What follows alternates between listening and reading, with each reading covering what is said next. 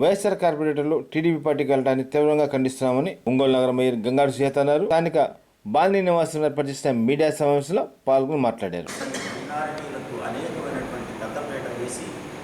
మరి అనేక సంక్షేమ పథకాలు బీసీ మైనారిటీలు ఇస్తున్న సమయంలో చేయడానికి వీళ్ళు చేస్తున్నటువంటి మా వాళ్ళే కొంతమంది చేస్తున్నటువంటి ఇలా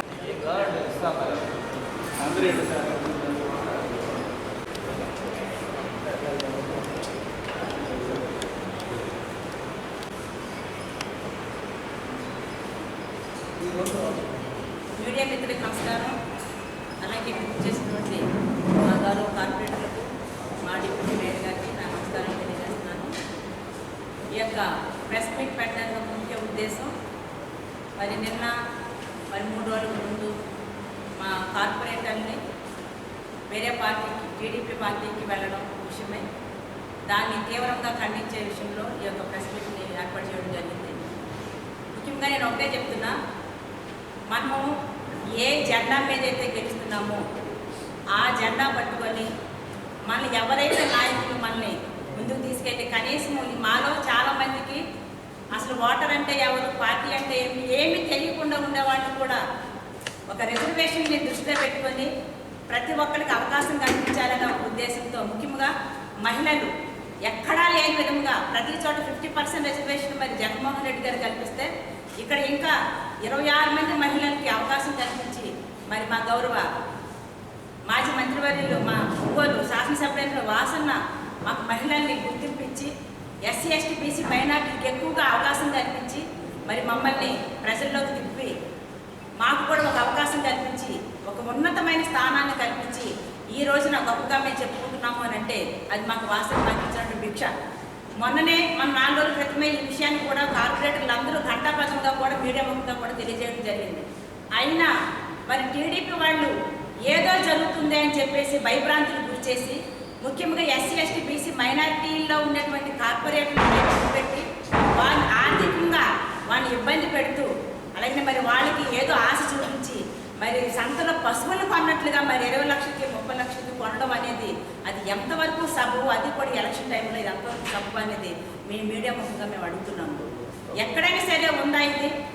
మీకు తెలుసు, గతంలో మరి పోయిన ఎలక్షన్లు 19 ఎలక్షన్లు ఇలాగనే 14 ఎలక్షన్స్లో ఇలాగనే మరి చంద్రబాబు నాయుడు గారు మరి మా యొక్క ఎమ్మెల్యేలు కొంటే 23 మందిని కొన్నారు. ఆ 23 మందిని కొంటే చివరికి ఆ 23 మంది కూడా ఓడిపోయారా లేదా అంటే క్రెడిబిలిటీ అనేది ఎలా ఉంటుంది అనే దానికి ఇదే ఒక నిదర్శనం. అక్కడ చంద్రబాబు నాయుడు 23 మంది ఎమ్మెల్యేలు కొని చివరికి ఆయన 23 మందికే పరిమితం అయ్యారు. ఈ రోజున మరి ఒక 5 కార్పొరేటర్లు కొన్నంత మాత్రాన టోటల్ కార్పొరేషన్ మీ హస్తాల్లోకి వస్తుందని చెప్పడంలో అసలు ఎంత హాస్యాస్పదంగా ఉంది అనే విషయాన్ని మేము మీడియా ముఖంగా మేము మిమ్మల్ని అడుగుతున్నాము. నాయకుడు అనేవాడు మీ సత్తా చూపించుకోవాలనుకుంటే మీ అజెండా ఏమిటి, అలాగనే మీరు ఏ రకమైన పథకాలు ఇవ్వబోతున్నారని, మీ మేనిఫెస్టో ఏమిటి అనే విషయాన్ని ప్రజలకు చెప్పి మేము వస్తే ఈ గొప్పగా పరిపాలిస్తామని చెప్పి మీ మీద ఏమైనా నమ్మకం ఉంటే ఆ నమ్మకాన్ని తగినట్టు మీరు ఓట్లు వేయించుకోండి. అంతేకాని ఒంగోలులో కార్పొరేటర్లు కొన్నంత మాత్రాన మరి మీరు గెలుస్తాము అని చెప్పేసి మీరు అనుకోవడము అది నిజంగా చాలా సిగ్గుచేటు. ప్రతి ఒక్కరు కూడా నవ్వుకుంటున్నారు.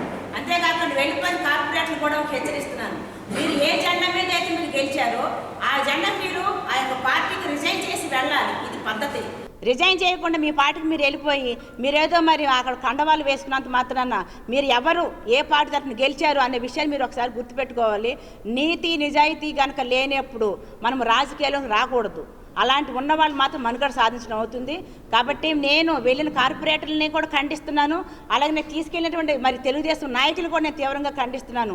ఎవరైనప్పటికీ కూడా మాజీ ఎమ్మెల్యే గారు జనార్దన్ గారే మరి వాళ్ళని మరి మభ్యపెట్టి తీసుకెళ్లారా, లేకపోతే మీ నాయకులే మరి మా వాళ్ళని మరి మభ్యపెట్టి తీసుకెళ్లారా, లేదంటే మరి ఆర్థికంగా మరి వాళ్ళకి ఏదో ఆశ చూపించి తీసుకెళ్లారా?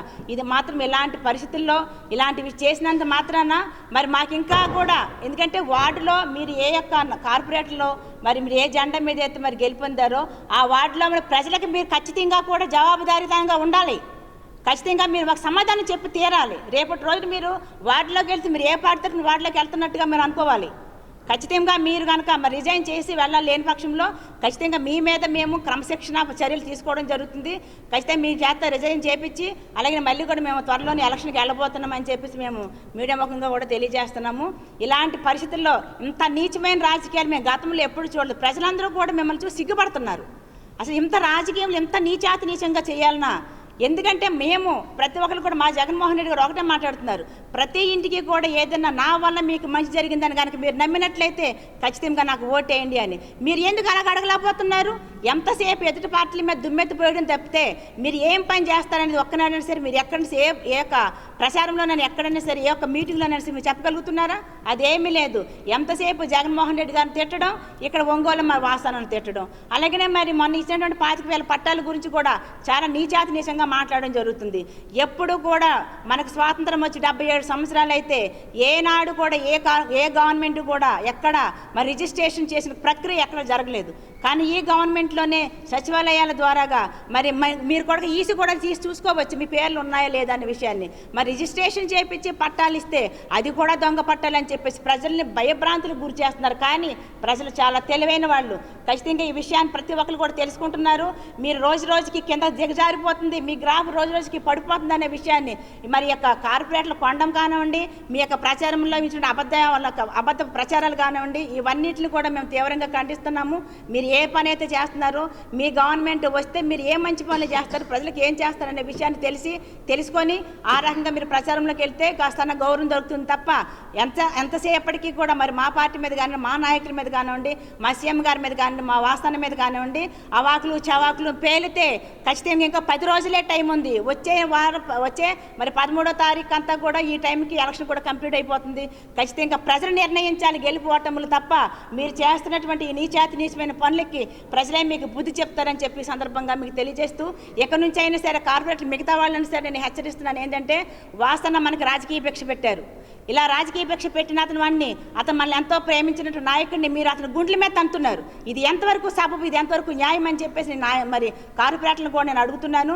కాబట్టి ఇది ఇలాంటి నీచమైన పనులకు కనుక మీరు మరి గురైనట్లయితే భవిష్యత్తులో మీకు ఏ రకమైనటువంటి రాజకీయంగా కూడా మీకు ఎలాంటి భవిష్యత్తు కూడా మీకు ఉండదని చెప్పేసి మీకు తెలియజేస్తే హెచ్చరిస్తూ మరి మీకు అందరికి వచ్చినటువంటి మీడియా మిత్రులు కూడా మరొకసారి ధన్యవాదాలు తెలియజేసి